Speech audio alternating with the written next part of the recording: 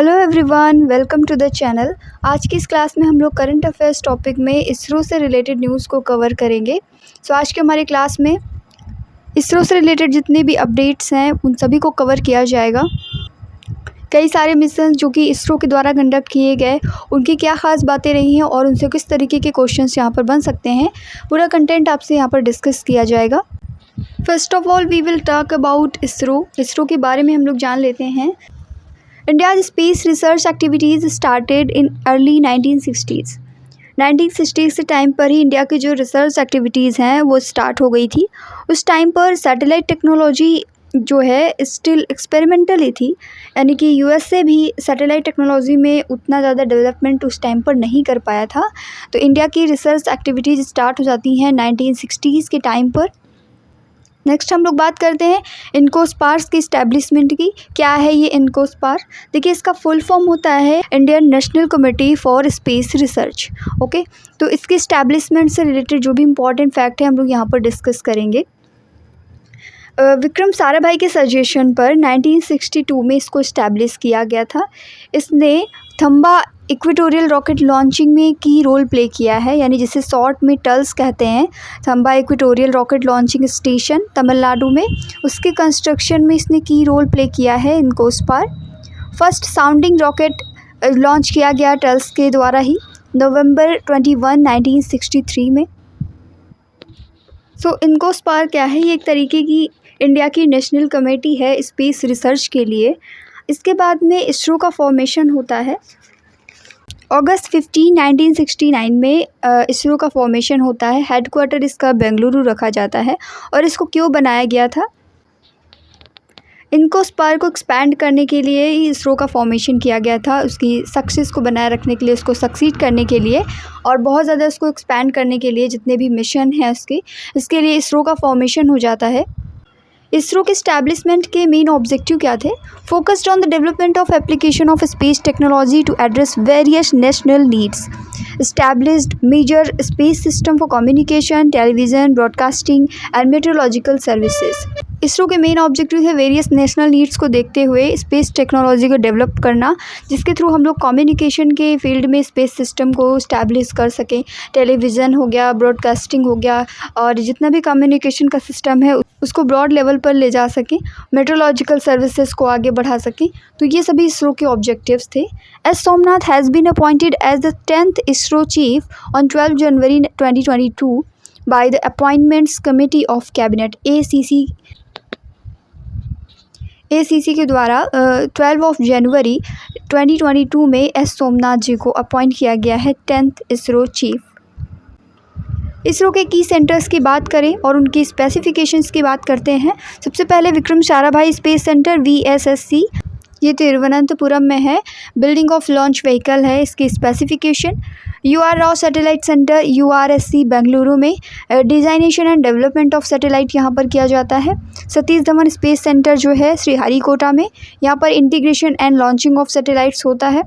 Liquid propulsion system centre LPSC Valiamala and Bengaluru, यहाँ पर liquid stage including cryogenic stage का development किया जाता है। Space application centre SAC Ahmedabad, sensors for communication and remote sensing satellite यहाँ पर बनाए जाते हैं। Next is national remote sensing centre NRSC Hyderabad, यहाँ पर रिमोट सेंसिंग सैटेलाइट्स बनाए जाते हैं। Data reception, processing and dissemination का काम होता है। नाउ हम लोग इसरो के चेयरमैन की लिस्ट यहाँ पर देखते हैं और उनका टेन्योर। सबसे पहले डॉक्टर विक्रम साराभाई, जिनका टेन्योर 1963 से 1971 तक रहा। नेक्स्ट प्रोफेसर MGK मेनन, इनका जो टाइम पीरियड रहा है वो जनवरी 1972 से सितंबर 1972 तक था। प्रोफेसर सतीश धवन, इनका टेन्योर 1972 से 1984 तक। Professor UR Rao from 1984 to 1994। Doctor K Kasturirangan from 1994 to 2003। G Madhavan Nair from 2003 to 2009। Doctor K Radhakrishnan from 2009 to 2014। Doctor Shailesh Nayak interim chief रहे हैं from 2015 to 2015। AS Kiran Kumar from 2015 to 2018। Doctor K Sivan, ये रहे हैं from January 2018 to January 2022। S Somanath, from 12 January 2022 and now अभी तक ये यही हैं चीफ इसरो के। अब हम लोग बात करेंगे 2 इंडियन स्पेस साइंटिस्ट के बारे में जिनको ऑनर किया गया था at international space scientist meet. Space scientist Prahlad Chandra Agrawal and Anil Bhardwaj were honoured by committee on space research, जिसे कोसपार कहते हैं। कोसपार में इनको सम्मानित किया गया था at its biannual meeting in Busan, South Korea, for their contributions to space research. Space research में इनकी कंट्रीब्यूशन के लिए प्रहलाद चंद्र अग्रवाल एंड अनिल भारद्वाज को ऑनर किया गया था। द 45th कोसपार साइंटिफिक असेंबली, जो कि हेल्ड हुई थी बुशान, साउथ कोरिया में, फ्रॉम 13 to 21 जुलाई 2024, उसमें इन दोनों को सम्मान मिला। सो आइए जानते हैं प्रहलाद चंद्र अग्रवाल जी के बारे में। प्रहलाद चंद्र अग्रवाल जो हैं ये एक स्पेस साइंटिस्ट हैं। इनको हैरी मैसी अवार्ड से भी ऑनर्ड किया गया है। हैरी मैसी अवार्ड क्या होता है? ये स्पेस रिसर्च में आउटस्टैंडिंग कंट्रीब्यूशन के लिए दिया जाता है, पर्टिकुलरली हाईलाइटिंग लीडरशिप रोल के लिए ये प्रोवाइड किया जाता है Harry Massey award. Minor planet was named after him as a part of this award. इस अवार्ड का एक पार्ट ये भी है कि एक प्लैनेट के नाम को उनके नाम पर रखा गया। Let the ISRO Astrosat programme, इसी के साथ साथ dedicated to studying celestial sources in x-ray, optical and UV spectral bands. Astrosat mission was launched by ISRO in 2015। इसमें इनका बहुत ही इंपॉर्टेंट रोल रहा है प्रहलाद चंद्र अग्रवाल का। Part of Chandrayaan first mission launched by ISRO on 22 October 2008 to study the moon. Moon के study के लिए जो चंद्रयान फर्स्ट मिशन भेजा गया था 22 अक्टूबर 2008 में, उसमें इन्होंने बहुत ही इंपॉर्टेंट रोल प्ले किया था प्रहलाद चंद्र अग्रवाल ने। नेक्स्ट हम लोग अनिल भारद्वाज की बात करेंगे। 45th कोसपार साइंटिफिक असेंबली में इनको विक्रम साराभाई मेडल से ऑनर किया गया। The Vikram Sarabhai medal instituted by COSPAR in association with ISRO is awarded to a space scientist from a developing country for outstanding contribution to space research. किसी भी डेवलपिंग कंट्री से space research में outstanding contribution के लिए ही scientist को दिया जाता है। तो विक्रम साराभाई मेडल से इनको सम्मानित किया गया by कोसपार।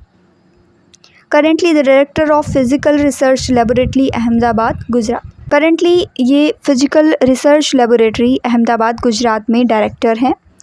Involved in ISRO interplanetary mission including Chandrayaan, Mangalyaan and Aditya L1 study of sun.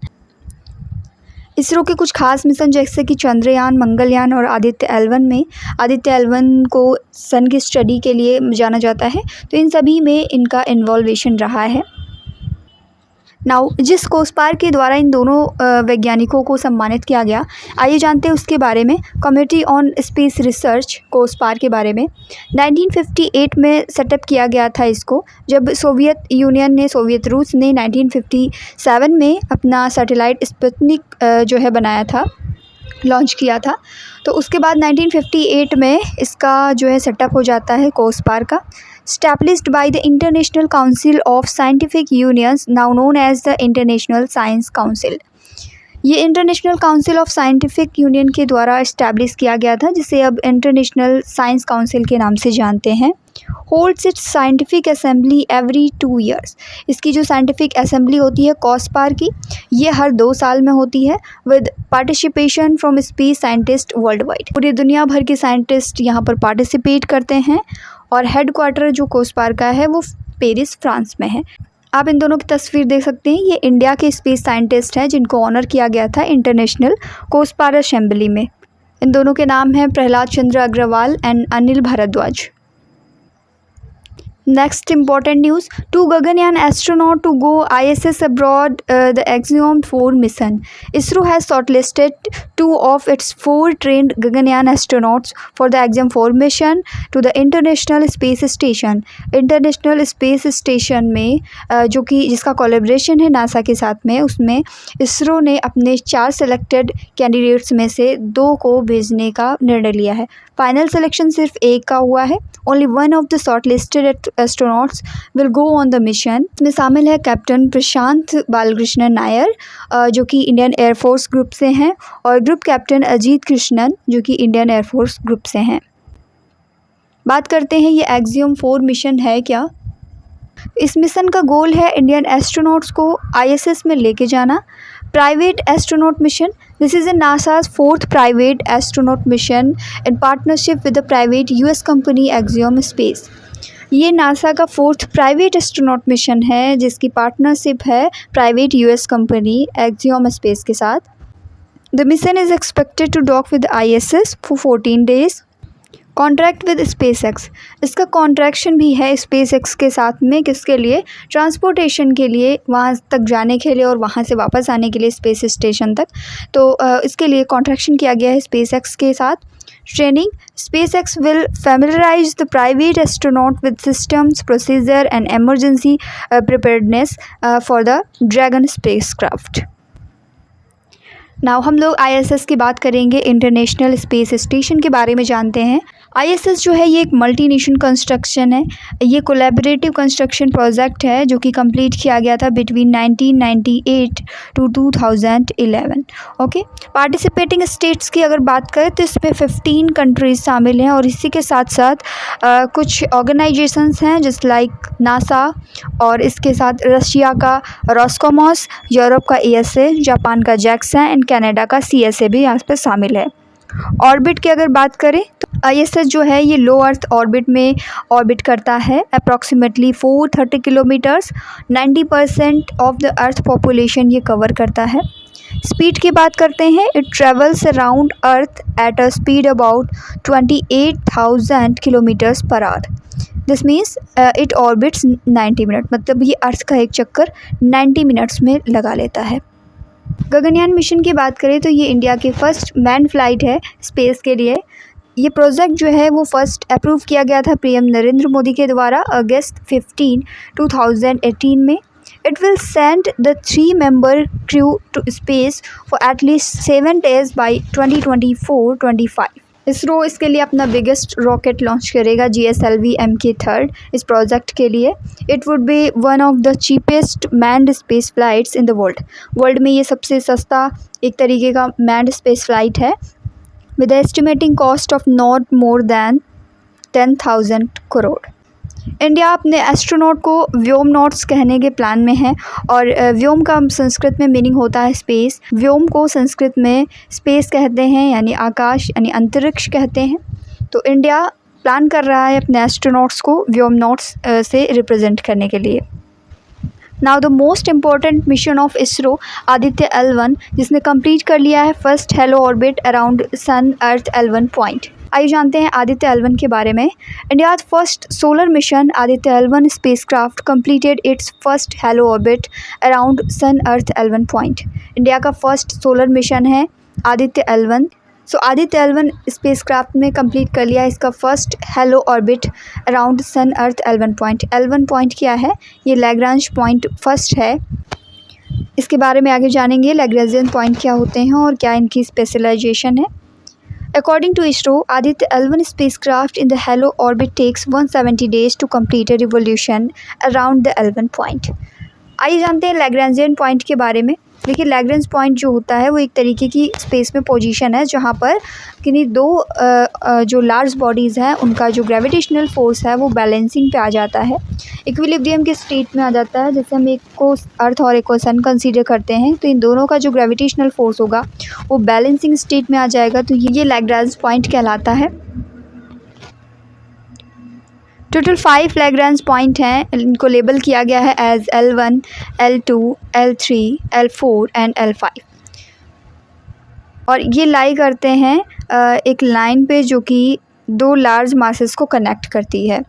L1 point जो है वो अर्थ और सन के सिस्टम को प्रोवाइड करता है an uninterrupted view of sun. L1 point की बात करें तो अर्थ से अगर हम लोग 1.5 मिलियन किलोमीटर दूर देखेंगे तो वहाँ पर L1 पॉइंट एग्जिस्ट करता है. L2 पॉइंट जो है वो सन से अगर देखा जाए तो अर्थ के ठीक पीछे की तरफ होता है. ये आइडियल होता है for astronomy as spacecraft can communicate with earth, harness solar power and have a clear view of deep space. The James Webb Space Telescope resides at the L2 point using little fuel as the Earth and Sun's gravity balance out. Lagrangian point 1 की बात करें, यानी जिसे L1 कहा जाता है, ये gravitationally stable point है स्पेस का, जहाँ पर ग्रेविटेशनल फोर्स जो है किन्हीं दो लार्ज बॉडीज़ का बैलेंसिंग स्टेट में होता है, जैसे कि सन एंड अर्थ का हम लोग एग्जांपल लेते हैं। और ये पॉइंट कहाँ पर प्लेस्ड है? ये 1.5 मिलियन किलोमीटर्स है अर्थ से सन की तरफ। ये जो L1 पॉइंट है ये एक अनइंटरप्टेड व्यू प्रोवाइड करता है सन का। आप कुछ इस तरीके से फिगर में देख सकते हैं, ये हमारा सन है और यहाँ से अर्थ है, इन दोनों के बीच की कनेक्टिंग लाइन है। जो L2 पॉइंट है वो अर्थ के जस्ट पीछे यहाँ पर सिचुएटेड है। L1 पॉइंट अर्थ एंड सन के बीच में है, अर्थ से देखा जाए तो 1.5 मिलियन डिस्टेंस पर है ये। L3 पॉइंट जो है वो सन के दूसरी तरफ है। इसी तरीके से L4 पॉइंट की सिचुएशन आप देख सकते हैं और L5 पॉइंट ये यहाँ पर है। तो इस तरीके से ये इस फिगर के थ्रू आप समझ सकते हैं कि ये पांचों पॉइंट्स कहाँ पर होते हैं। नाउ हम लोग बात करेंगे आदित्य L1 मिशन की। फर्स्ट इंडियन स्पेस मिशन है सन की स्टडी के लिए। इसका ऑब्जेक्टिव क्या है? सन के कोरोना को स्टडी करना, सोलर इमिशंस को स्टडी करना, सोलर विंड्स एंड फ्लेयर्स के बारे में जानना, कोरोनल मास इजेक्शन जो हो रहा है CME उसके बारे में स्टडी करना, सन की क्लॉक इमेजिन को भी लेकर के आना है, इस मिशन का ऑब्जेक्टिव है। सो नाउ पेलोड की बात करते हैं। इसके पहले डिस्कस करते हैं कि पेलोड क्या होता है। जैसे हमने सन पे कोई मिशन भेजा अपने यहाँ से, तो जो भी सैटेलाइट हम भेजेंगे उस सैटेलाइट से अटैच्ड कई सारे इंस्ट्रूमेंटल सिस्टम होंगे। तो यहाँ पर 7 पेलोड्स को कैरी करता है हमारा सैटेलाइट। इसमें शामिल है VELC,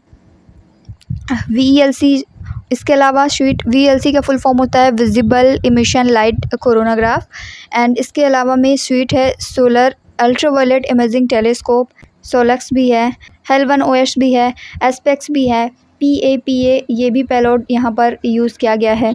इसके अलावा MAG भी है जो मेज़र करता है मैग्नेटिक फील्ड को।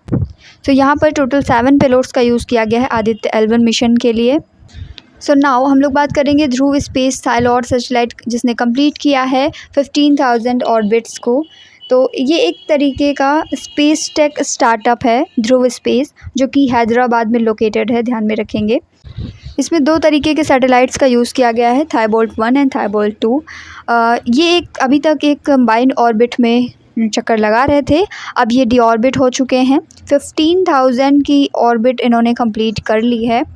लॉन्चिंग डिटेल्स की बात करते हैं तो इसरो के द्वारा PSLV C54 में लॉन्च किया गया था इसको नवंबर 2022 में।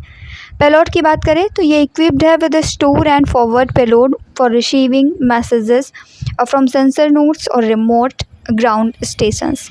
ध्रुव space private limited is a national award-winning space technology company focused on the building full stack space engineering solutions। Company जो है हैदराबाद में सिचुएटेड है इंडिया में, and is actively building application agnostic satellite platforms. Now the most important Indo French तृष्णा mission की हम लोग बात करेंगे। इंडिया का जो इसरो है और फ्रांस का CNSE जो है, यानी कि फ्रांस की स्पेस एजेंसी CNSE और इंडिया की स्पेस एजेंसी इसरो, इन दोनों का एक जॉइंट प्रोजेक्ट है तृष्णा मिशन। इंडो फ्रेंच तृष्णा मिशन के नाम से इसको हम लोग जानते हैं। इस मिशन का प्राइमरी गोल क्या है? इसका प्राइमरी गोल है कि जो अर्थ की सरफेस है उसमें वाटर मैनेजमेंट को मॉनिटर करना, और इसी के साथ साथ अर्थ की सरफेस में जो टेम्परेचर है उसको ग्लोबली मॉनिटर करना इसका मेन जो है पर्पज़ है, मेन गोल है। जो हमारी अर्थ है इससे 761 किलोमीटर्स के एल्टीट्यूड पर ये ऑर्बिट करेगा। इस मिशन में 3 साइंटिफिक ऑब्जेक्टिव्स इंक्लूडेड हैं। पहला है मॉनिटरिंग वाटर स्टेटस, दूसरा है monitoring stress and continental ecosystem, और तीसरा है applications to the solid earth, cryosphere and atmosphere. ये एक तरीके का सन सिंक्रोनस ऑर्बिट है और इसका जो एल्टीट्यूड है वो 761 किलोमीटर्स है फ्रॉम अर्थ। इसकी ऑपरेशनल लाइफ जो है 5 ईयर्स के लिए डिज़ाइन की गई है।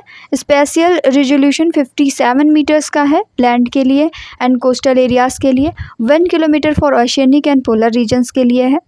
इंफ्रारेड सेंसर्स डेवलप किए गए हैं collaboratively by India and France to monitor temperature. जैसा कि आपको बताया था कि इसका जो प्राइमरी गोल है वो टेम्परेचर को मॉनिटर करना है ग्लोबली, एंड वाटर मैनेजमेंट को यहाँ पर मॉनिटर करना है।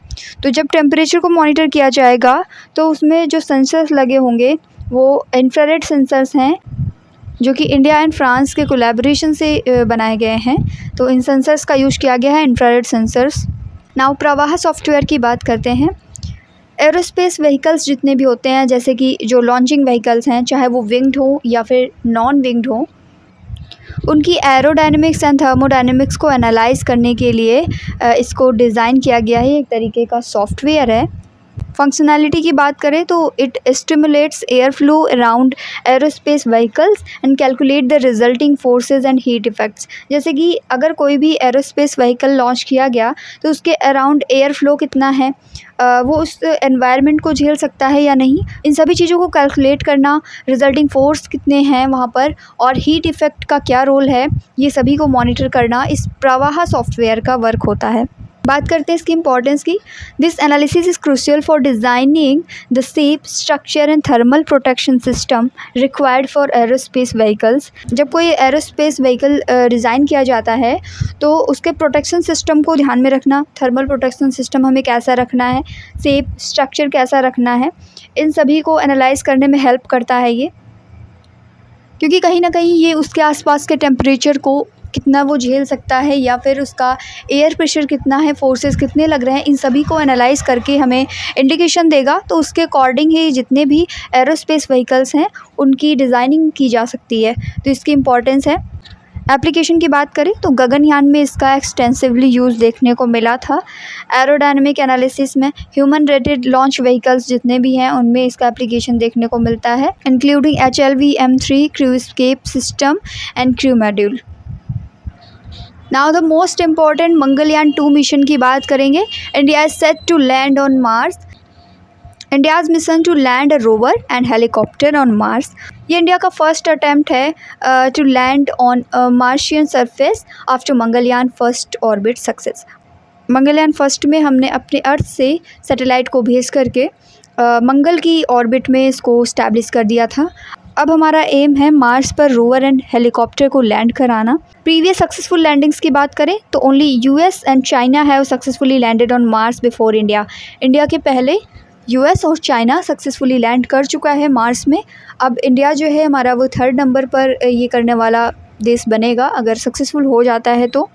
फर्स्ट जब इंडिया ने ट्राई किया था तो मंगलयान फर्स्ट मिशन में इंडिया ने मार्स की जो ऑर्बिट है उसमें अपने सैटेलाइट को इस्टेब्लिश करने में सफलता हासिल कर ली थी। नाउ अब इंडिया ने प्लान किया है मार्स पे रोवर एंड हेलीकॉप्टर को लैंड कराने के लिए। इसमें लॉन्च व्हीकल मार्क 3 का यूज़ होगा, यानी LV-M3। इसरो का मोस्ट पावरफुल रॉकेट है ये हैवियर पेलोड्स के लिए एंड मोर कॉम्प्लेक्स मिशन के लिए डिज़ाइन किया गया था। अब इसका यूज़ मंगलयान 2 मिशन के लिए किया जाएगा। मिशन के कुछ इंपॉर्टेंट कंपोनेंट्स हैं, जैसे कि रोवर, हेलीकॉप्टर और रिले सैटेलाइट, जो कि फैसिलिटेट करता है कॉन्टीन्यूअस कम्युनिकेशंस को between Mars surface and Mars surface explorer and earth.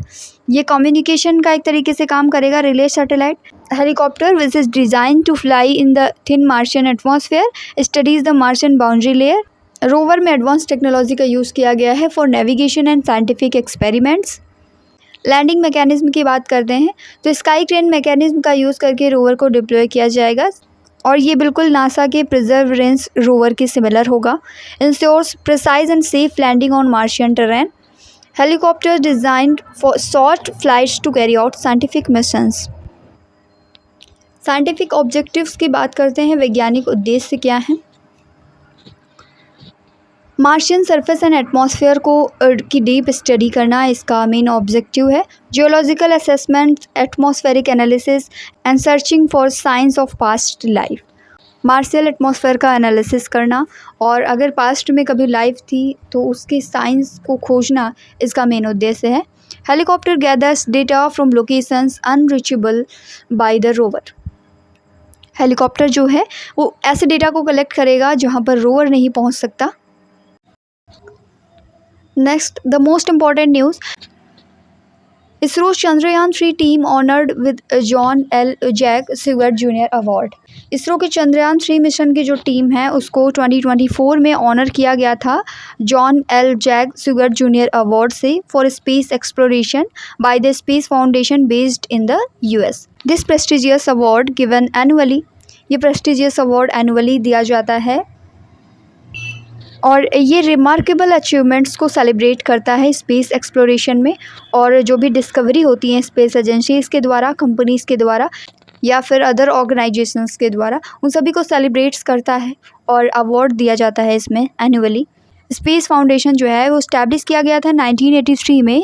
ये एक नॉन प्रॉफिट ऑर्गेनाइजेशन है जो कि प्रोवाइड करता है information, education and collaboration of opportunities for the global space ecosystem. क्योंकि इंडिया फर्स्ट नेशन बना था to land spacecraft on the moon south pole in September 2023, solidifying the position as a key player in lunar exploration alongside the US, Russia and China. Chandrayaan 3 की बात करते हैं तो ये India का थर्ड लूनर मिशन था एंड सेकेंड अटेम्प्ट था at the soft landing on the moon surface. This mission was launched from the Satish Dhawan space centre in Sriharikota on July 14, 2023. This spacecraft entered the lunar orbit on August 5, 2023. The lander successfully touched down near the lunar south pole on August 23. ध्यान में रखेंगे ये date August 23, 2023। कौन सी date में क्या हुआ ये आपको साफ साफ यहाँ पर मेंशन है। चंद्रयान 3 लॉन्च हुआ था जुलाई 14 को। जुलाई 15 जुलाई 25 के बीच में चंद्रयान 3 कंप्लीट करता है orbit around earth and ISRO choose करता है revolution route on earth to moon. पहले ये अर्थ के ऑर्बिट में रिवॉल्व करता है, फिर अर्थ से मून को ऑर्बिट करने के लिए इसरो इसकी डायरेक्शन को चेंज करता है। नेक्स्ट अगस्त 1 में ISRO has injected the spacecraft into the translunar orbit.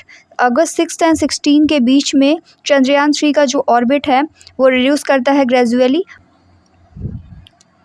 अगस्त 5 को चंद्रयान 3 जो है सक्सेसफुली इंसर्ट हो जाता है into the lunar orbit. Next finally अगस्त 23 को 5:20 पर जो चंद्रयान 3 है उसकी सॉफ्ट लैंडिंग स्टार्ट हो जाती है और ये स्लोली लैंड करने लगता है ऑन द लूनर सरफेस और एक्सप्लोर करता है with the help of rover. Next important point, ISRO starts 2024 programme to inspire youth in space science. The Indian space research organisation, जिसे हम लोग इसरो के नाम से जानते हैं, ये एक space science and technology awareness training जिसको स्टार्ट के नाम से जाना गया, इसको कंडक्ट करता है 2024 में मई एंड अप्रैल की ड्यूरेशन में। द स्टार्ट प्रोग्राम जिसका फुल फॉर्म है space science and technology awareness training. ये जो प्रोग्राम है इसका एम क्या है? To inspire and encourage young minds to pursue career in space science and technology. जितने भी हमारे युवा हैं उनको इंस्पायर करना और इनकरेज करना ताकि वो स्पेस साइंस एंड टेक्नोलॉजी की तरफ अपना करियर बनाएं, अपना ध्यान उस तरफ लगाएं। एक न्यू स्पेसीज़ खोजी गई थी आइसोपॉड की कोल्लम में, जिसका नाम इसरो के नाम पर रखा गया। Researchers have discovered a new species of deep-sea isopod off the Kerala coast and named it after the Indian Space Research Organisation (ISRO). A new species of deep-sea isopod has been discovered off Kollam coast in Kerala. ये जो tennis species है ये मछलियाँ खाता है और ब्रूस्थोवा species type का है ये। आप इसकी तस्वीर भी यहाँ पर देख सकते हैं, ये वो स्पीसीज़ है जो कि खोजी गई थी। Male are only about half the size of female. Males का साइज इसमें हाफ होता है फीमेल से। Female of this species are typically larger than males, growing up to 19 mm in length and 6 mm in width. The species has been named ब्रूस्थोवा ISRO in recognition of the Indian space agencies impressive space mission. Indian space agency के impressive space mission की recognition के तौर पर इसका नाम रखा गया ब्रूस्थोवा ISRO. Next point, reusable launch vehicle RLV जिसे कहते हैं, landing experiment. The Indian space research organisation ISRO successfully conducted the reusable launch vehicle landing experiment on March 2024 at the Aeronautical Test Range in Chitradurga Karnataka. Karnataka के चित्रदुर्ग में aeronautical test range में ये RLV landing का experiment जो है सफलतापूर्वक संचालन इसका किया गया। ये एक्सपेरिमेंट जो है स्पेस से रिटर्न होने वाले जो भी व्हीकल्स हैं उनकी जो हाई स्पीड लैंडिंग कंडीशंस हैं उनको सिमुलेट करता है। The winged vehicle called Pushpak, winged vehicle जिसे पुष्पक के नाम से जाना गया, was released from an Indian air force Chinook helicopter at a height of 4.5 kilometers and a distance of 4 kilometers from the runway. The Pushpak then perform difficult manoeuvres, बहुत कठिन युद्धाभ्यास पुष्पक ने किया। Corrected cross range and down range, cross range and down range को ठीक किया। Autonomous mode पे रनवे पर उतरा एंड एग्जैक्टली रनवे पर लैंड किया। इसने अपने brake parachute, landing gear brake और नोज़ व्हील स्टीयरिंग सिस्टम जो है उसका यूज़ करके ये रुक गया। तो इसरो से रिलेटेड जितना भी इम्पॉर्टेंट डेटा था अभी तक हम लोगों ने यहाँ पर कवर किया। अब हम लोग कुछ इंपॉर्टेंट क्वेश्चंस की प्रैक्टिस करेंगे। When was ISRO founded? तो ISRO was founded on August 15, 1969। What was ISRO's first satellite? तो इसरो का जो फर्स्ट सैटेलाइट था वो आर्यभट्ट था, जिसको लॉन्च किया गया था 1975 में। Which was ISRO's first lunar mission? तो इसरो का फर्स्ट ल्यूनर मिशन था चंद्रयान फर्स्ट, जो कि लॉन्च किया गया था 2008 में। What significant discovery did Chandrayaan first make? The presence of water molecules on the moon, ये significant discovery थी चंद्रयान फर्स्ट की। Which countries have successfully landed on Mars before India? तो US and China successfully land कर चुके हैं India के पहले। Which rocket will launch the Mangalyaan 2 mission? तो लॉन्च व्हीकल मार्क 3 यानी कि LVM-3 लॉन्च करेगा मंगलयान 2 मिशन को। When did Chandrayaan 3 inter lunar orbit? August 5, 2023 को चंद्रयान 3 जो है वो लूनर ऑर्बिट में इंटर कर जाता है। When did Chandrayaan 3 successfully land on the moon? 23 August 2023 में जो लूनर साउथ पोल है वहाँ पर सक्सेसफुली लैंड कर जाता है Chandrayaan 3। How many spacecraft does ISRO currently have in orbit? ISRO currently has 54 spacecraft in orbit. Which day is observed as National Space Day? तो national space day के तौर पर मनाया जाता है 23 अगस्त को। What name was given to the point of Chandrayaan 3's landing? तो चंद्रयान 3 के लैंडिंग पॉइंट को शिव शक्ति नाम दिया गया है। What name was given to the point of Chandrayaan 2's landing? तो चंद्रयान 2 के लैंडिंग पॉइंट को तिरंगा नाम दिया गया था। ये सभी मोस्ट इंपॉर्टेंट क्वेश्चंस आपको ज़रूर से ज़रूर ध्यान में रखने हैं।